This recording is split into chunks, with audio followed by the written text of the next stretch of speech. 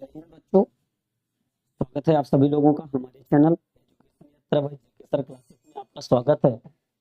आज हम तुम्हें क्लास 12 के यूपी बोर्ड से रिलेटेड कुछ इंपॉर्टेंट क्वेश्चनों के बारे में डिस्कशन करेंगे। आते हैं कुछ इंपॉर्टेंट क्वेश्चनों से रिलेटेड जो भी क्वेश्चन या न्यूमेरिकल होंगे उनको हम डिस्कशन करते हुए आगे चलते हैं। धन्यवाद। चलो आए अब हम अपने क्वेश्चन पर। ठीक, पहला क्वेश्चन तो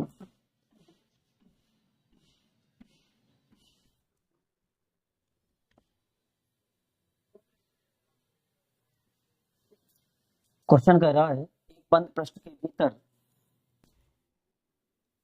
एक बंद पृष्ठ के भीतर एक बंद पृष्ठ के भीतर n वैद्युत ध्रुव रखे हैं। n वैद्युत ध्रुव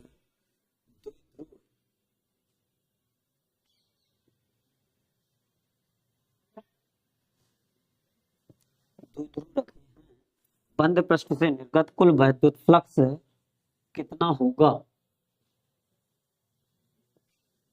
बंद पृष्ठ से निर्गत कुल वैद्युत फ्लक्स कितना होगा? अपने क्वेश्चन पर कह रहा था बंद पृष्ठ से पृष्ठ के भीतर n वैद्युत ध्रुव रखे गए, यदि बंद पृष्ठ से निर्गत कुल वैद्युत फ्लक्स कितना होगा?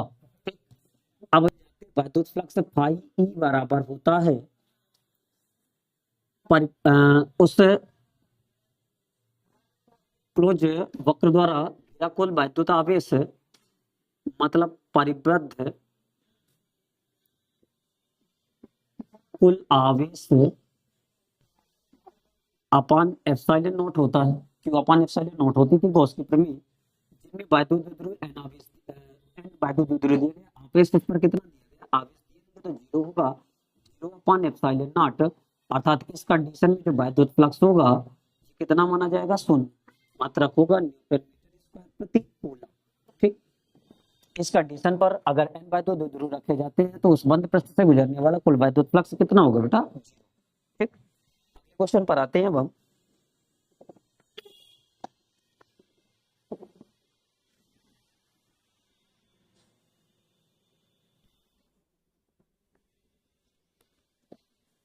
चलो अगला क्वेश्चन कह रहा है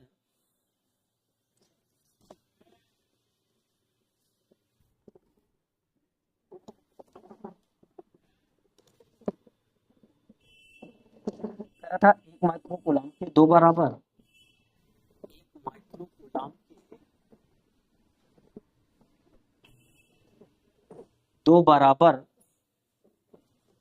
एवं विपरीत प्रकार के आवेश एवं विपरीत प्रकार के आवेश 2 mm मतलब मिलीमीटर दूर रखे हैं, 2 मिलीमीटर दूर रखे हैं। ठीक, इस वैद्युत द्विध्रुव का द्विध्रुव आघूर्ण ज्ञात कीजिए। इस वैद्युत द्विध्रुव का द्विध्रुव आघूर्ण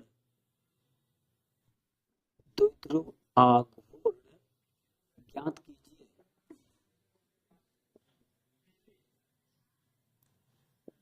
उस द्विध्रुव का द्विध्रुव आघूर्ण ज्ञात करना है। ठीक, आगे आते हैं इस पर द्विध्रुव आघूर्ण कैसे ज्ञात करते हैं।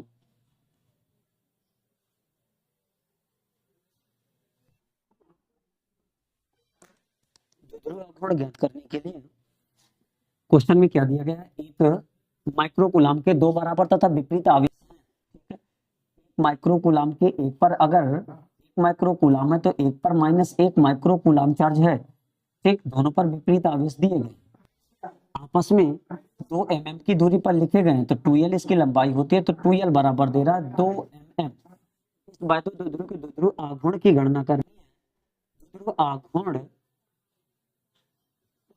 P बराबर क्वेश्चन मार्क, पर P बराबर सब फार्मूला जानते हैं, Q कितना होता है 2L। P बराबर, यहाँ पर Q बराबर दिया गया 1 माइक्रो कूलम, 10 की घाते 1 माइक्रो का मान 10 घाते -6, और 2L का मान दिया गया 2। mm को मीटर में चेंज करने के लिए 10 घाते -3 से मल्टीप्लाई करा देते हैं, तो 2 गुणे 10 की घाते 6 3 कितना हो गया 9, और इसका मात्रक होगा कूलम मीटर। क्या हो जाएगा कूलम मीटर। ठीक, अगले क्वेश्चन पर आते हैं। ओके बेटा, अगले क्वेश्चन।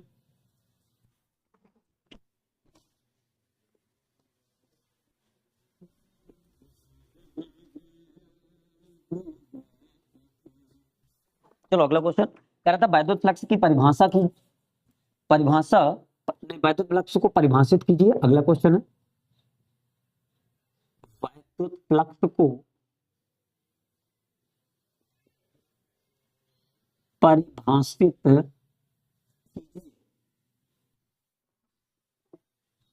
ठीक, आगे कह रहा है धनात्मक तथा ऋणात्मक फ्लक्स से क्या अभिप्राय है। धनात्मक तथा ऋणात्मक फ्लक्स से क्या अभिप्राय है।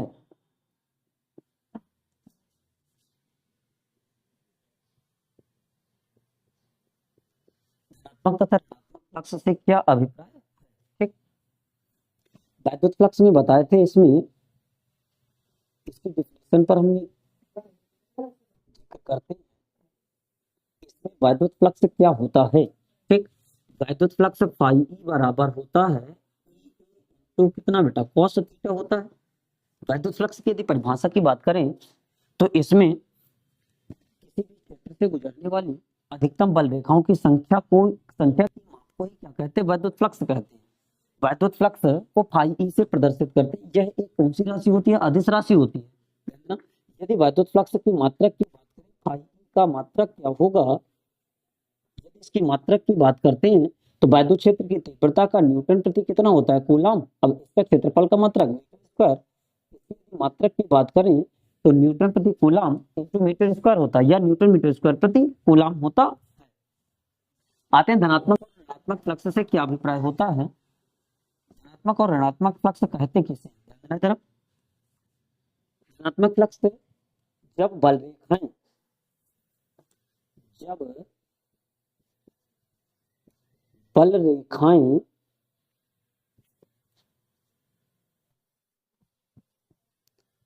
बल रेखाएं पृष्ठ में प्रवेश करती है,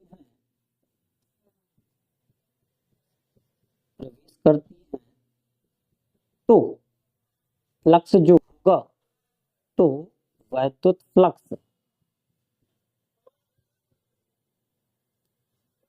फ्लक्स ऋणात्मक होता है। कैसा होता है, ऋणात्मक होता है। और यदि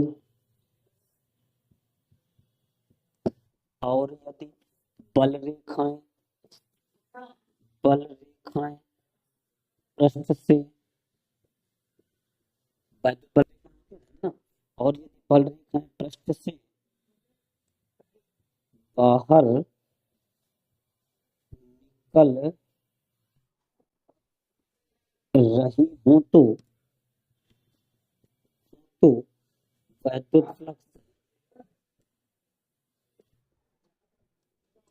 फ्लक्स कैसा होता है बेटा, धनात्मक होता है।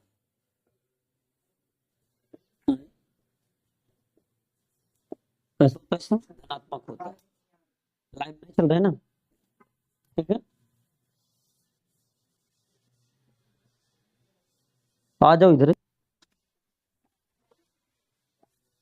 चलो अगले क्वेश्चन पर आते हैं।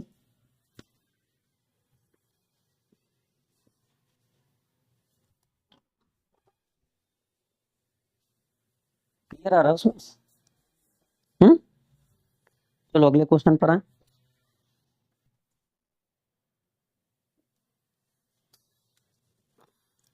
अगला क्वेश्चन कह रहा है वैद्युत ध्रुव के लिए निरक्षीय स्थिति में वैद्युत क्षेत्र की तीव्रता के लिए व्यंजक प्राप्त करना।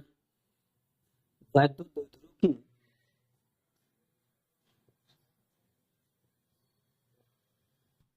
वैद्युत द्विध्रुव की निरक्षीय स्थिति में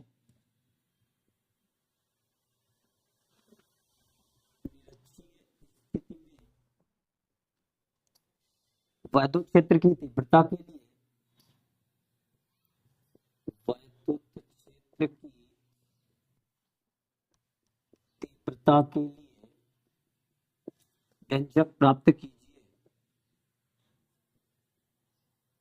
व्यंजक प्राप्त कीजिए।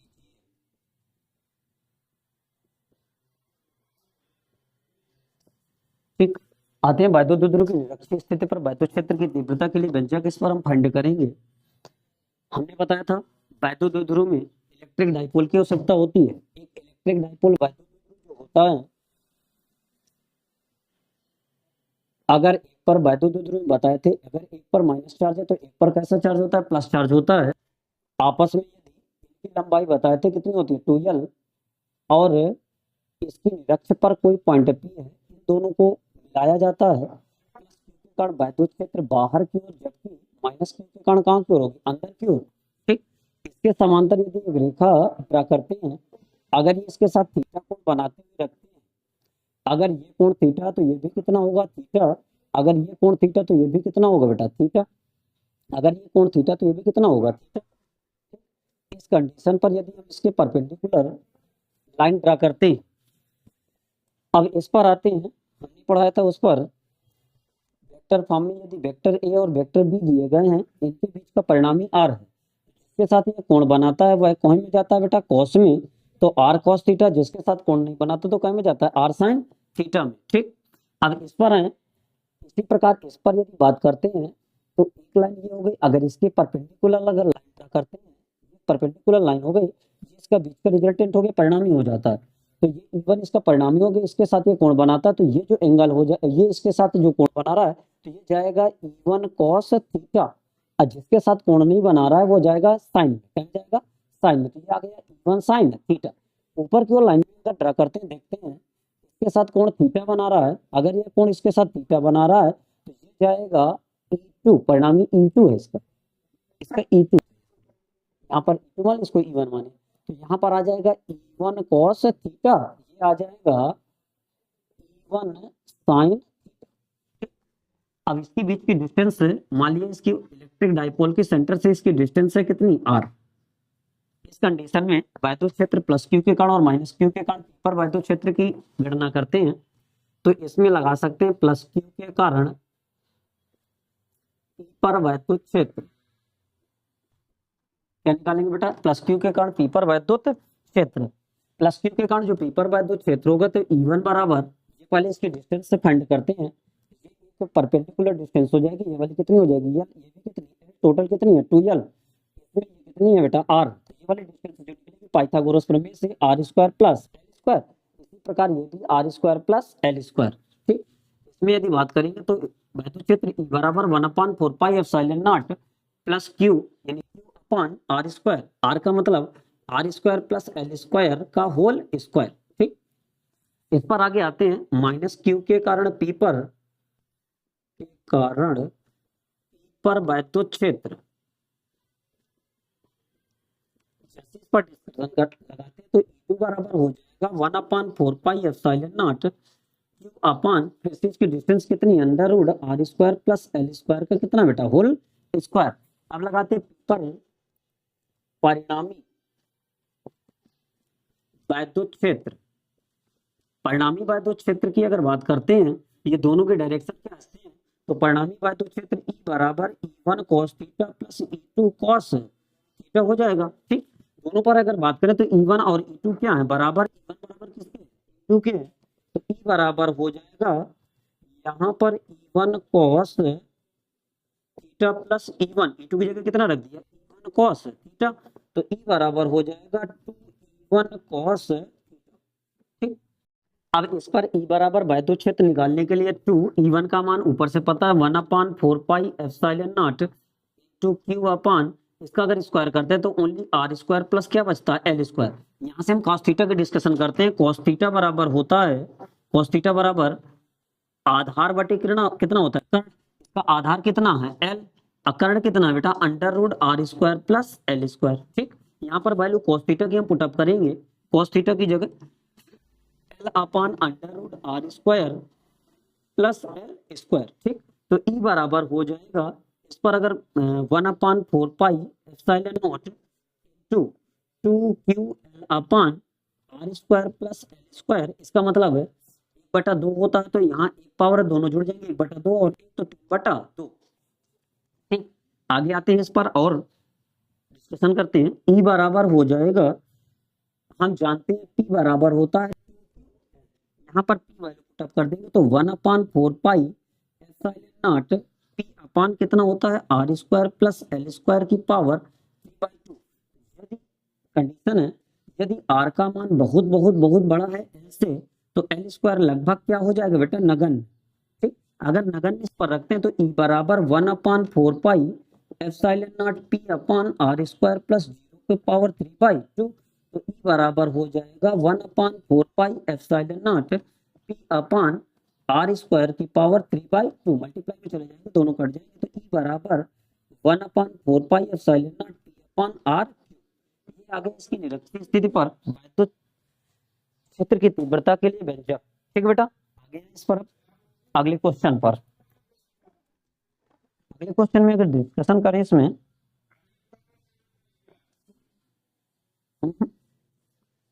आगे आते हैं इस पर दूसरे क्वेश्चन पर। ठीक,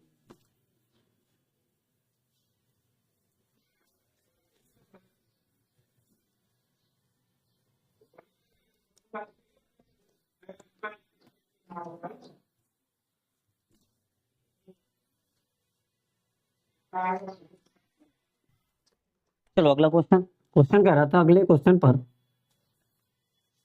गॉस की प्रमेय लिखिए।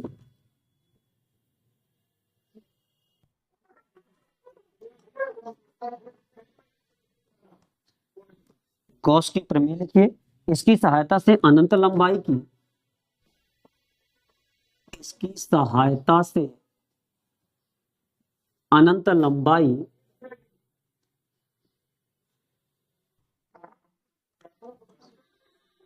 अनंत लंबाई के पतले आवेशित, अनंत लंबाई के पतले आवेशित आवेशित तार के कारण, तार के कारण कारण उत्पन्न वैद्युत क्षेत्र, उत्पन्न वैद्युत क्षेत्र का सूत्र उत्पन्न कीजिए, का सूत्र उत्पन्न कीजिए। ठीक, कह रहा था गॉस की प्रमेय को लिखना था और इसकी सहायता से अनंत लंबाई के पतले आवेशित तार के कारण उत्पन्न वैद्युत क्षेत्र की तीव्रता के लिए निगमन करना था। गॉस की प्रमेय जो पता है, गॉस की प्रमेय जो होती है, गॉस की प्रमेय जो होती है, गॉस की प्रमेय किसी क्लोज सरफेस के लिए लागू होती है। यदि मान लिया इस क्लोज वक्र का एक छोटा सा पार्ट हमने मान लिया डी ए, तो इसमें के परपेंडिकुलर, फिर इस क्षेत्रफल के परपेंडिकुलर एरिया वेक्टर कार्य करता है, और इसमें इसका सेंटर ओ है, तो इसके वैद्युत क्षेत्र जो होगा इस पृष्ठ के कहाँ की ओर होगा, बाहर की ओर होगा। ठीक, गॉस की प्रमेय में बताए थे यदि इसका बंद पृष्ठ का आवेश क्यू है, तो इससे गुजरने वाला जो टोटल वैद्युत फ्लक्स फाई ई बराबर होता है, वह भीतरी आवेश का एप्सिलॉन नॉट गुना होता है। इसी को हम गॉस की प्रमेय कहते हैं। गॉस की प्रमेय क्या होती है, किसी बंद पृष्ठ से बद्ध कुल वैद्युत फ्लक्स जो फाई ई होगा, उस पृष्ठ द्वारा घिरे कुल आवेश का 1/एप्सिलॉन नॉट गुना होता है। इसे गॉस की प्रमेय कहते हैं। गॉस की प्रमेय की सहायता से एक अनंत लंबाई के आवेशित चालक तार के कारण उत्पन्न वैद्युत क्षेत्र की तीव्रता के लिए निगमन करना। ठीक, आते हैं अनंत लंबाई के आवेशित तार के कारण उत्पन्न वैद्युत क्षेत्र। मान लिया कोई अनंत लंबाई का चालक तार ले लिया, इस पर यदि हम गॉसियन सरफेस की कल्पना करते हैं, तो इस पर गॉसियन पृष्ठ एक खींच है, जिससे हमें एक बेलन प्राप्त होता है। क्या प्राप्त हुआ इसमें, बेलन। इसकी त्रिज्या मान लीजिए स्मॉल आर है और इस तार की लंबाई कैपिटल एल। ठीक, तो इसमें इस पृष्ठ से गुजरने वाले फ्लक्स की बात करते हैं, यदि इस पर चार्ज पॉजिटिव मानते हैं तो बाहर की ओर वैद्युत क्षेत्र ई होगा। अगर इस पृष्ठ से गुजरने वाले वैद्युत फ्लक्स की बात करें तो मान लिया φ1 है, इस पृष्ठ से मान लिया φ2 है और इस पृष्ठ से कितना मान लिया φ3 है। ठीक, इस पृष्ठ से गुजरने वाले यदि एरिया वेक्टर की बात करें तो एरिया वेक्टर इसके परपेंडिकुलर होगा और वैद्युत क्षेत्र इस डायरेक्शन में, दोनों के बीच के कोण को हम नाम देते हैं थीटा। क्या नाम देते हैं? थीटा। थीटा बराबर इस कंडीशन में 90 अंश हो जाएगा, अर्थात इस पहले पृष्ठ से गुजरने वाला फ्लक्स अगर φ1 है तो इसमें थीटा कोण का मान कितना होगा? 90 अंश। अगर इस पृष्ठ की बात करें तो एरिया वेक्टर इस पृष्ठ के क्या होगा? परपेंडिकुलर होगा, तो इन दोनों के बीच का कोण थीटा बराबर कितना होगा? 0। इसी प्रकार इस पृष्ठ के अगर एरिया वेक्टर की बात करें तो इसके परपेंडिकुलर होगा और ये वैद्युत क्षेत्र की डायरेक्शन किस दिशा में होगी? अगर इन दोनों के बीच का कोण की बात करें तो थीटा बराबर कितना हो जाएगा? 90 अंश। ठीक, तो इसमें इस कुल वैद्युत पृष्ठ से गुजरने वाले या गॉसियन पृष्ठ से गुजरने वाला कुल वैद्युत फ्लक्स लिख सकते हैं गॉसियन पृष्ठ से गुजरने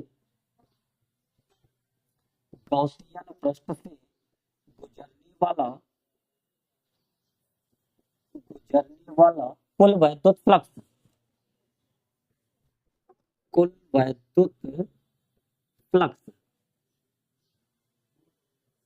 इसमें फाई ई बराबर या फाई ई बराबर टोटल वैद्युत फ्लक्स फाई ई बराबर मान लिया φ1 प्लस φ2 प्लस कितना हो जाएगा? φ3। ठीक, तो फाई ई बराबर हम जानते हैं फाई बराबर होता है या फाई ई बराबर होता है कॉस थीटा। ठीक, तो पहले प्रश्न से गुजरने वाला तो ई इंटू कॉस थीटा मान लिया plus E into E cos theta 2 plus E into E cos theta 3 मान लिया। ठीक, चलो आगे आते हैं इसमें।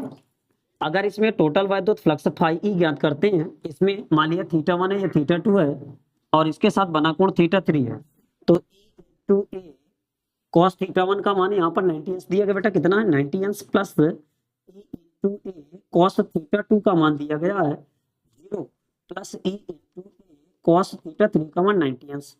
तो फाई ई बराबर हो जाता है, देखो इसमें cos 0 का मान 1 पे पूरा कितना हो जाएगा? 0। इसमें cos नहीं cos 90 का मान 0 होता है तो पूरा 0, cos 0 का मान 1 तो ई इंटू कितना बचा? ए अब प्लस 0, तो फाई ई बराबर हो जाता है ई इंटू ए। तो क्वेश्चन नंबर फर्स्ट मान सकते हैं। अब हम जानते हैं गॉस की प्रमेय से, गॉस की प्रमेय क्या होती है? फाई ई बराबर होती है क्यू अपान एप्सिलॉन नॉट।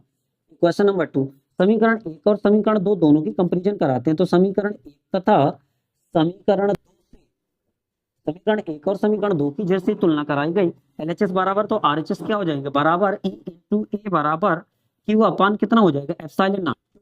हम जानते हैं जो बेलन है, बेलन का जो वक्र पृष्ठ होता है, वक्र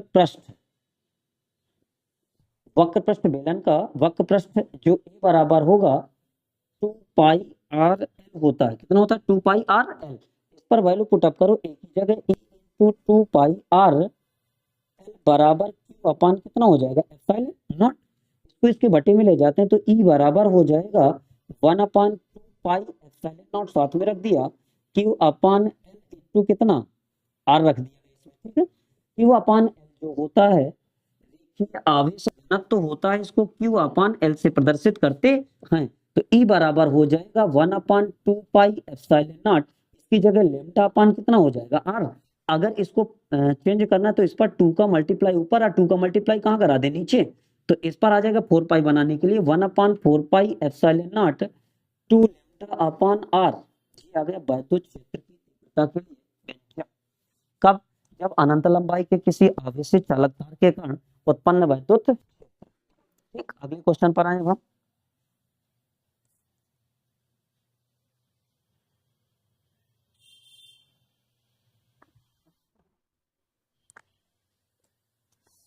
चलो आते हैं अगले क्वेश्चन पर।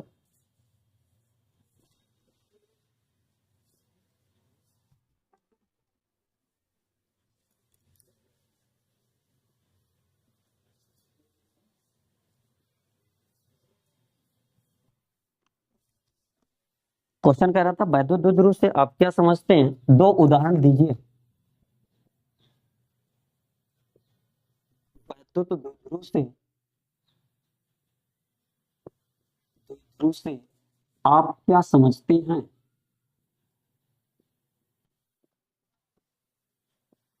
हैं, दो उदाहरण दीजिए।